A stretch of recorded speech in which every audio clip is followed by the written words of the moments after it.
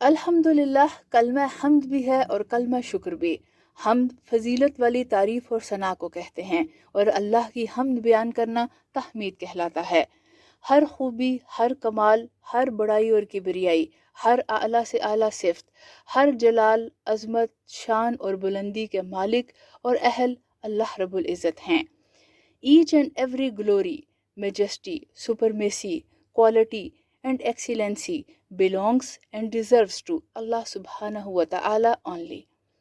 نعمت ملنے پر اسی لیے الحمدللہ کہا جاتا ہے کہ ہمارے بس اور اختیار میں نہیں کہ ہم یہ نعمت حاصل کر سکتے، اللہ تعالیٰ ہی اس کے مالک ہیں، ہم اس پر کوئی قدرت نہیں رکھتے۔ اللہ رب العزت کو اپنی تعریف اور ثنا سننا بہت ہی زیادہ پسند ہے۔ الحمدللہ کہنا اللہ کی تعریف ہے۔ الحمدللہ کہنا نیکیوں کے میزان کو بھر دیتا ہے اور میزان میں بہت زیادہ وزن رکھتا ہے۔ سبحان اللہ والحمدللہ کہنا زمین اور آسمان کے خلا کو بھر دیتا ہے نیکیوں سے۔ ہر مرتبہ الحمدللہ کہنا صدقہ ہے۔ الحمدللہ باقیات الصالحات میں سے ہے، یعنی باقی رہ جانے والی نیکیوں میں سے۔ 100 مرتبہ الحمدللہ کہنا 100 زین اور لگام والے یعنی بریڈلڈ اور سیڈلڈ ہارسز کو اللہ کے راستے میں صدقہ کرنے سے بہتر ہے۔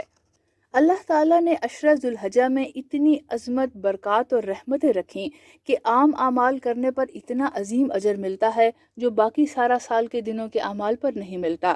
اسی لیے الحمدللہ کہا جاتا ہے۔ یہ ان دنوں کا خاص ذکر ہے کہ تمام تعریف اللہ کے لیے جس نے ہمیں یہ سب کچھ عطا فرمایا، یہ وقت، یہ مہینہ، اعمال کی توفیق۔ ہمارے بس میں نہیں تھا کہ ہم اتنا اجر حاصل کر پاتے اور اپنے رب کو راضی کرتے۔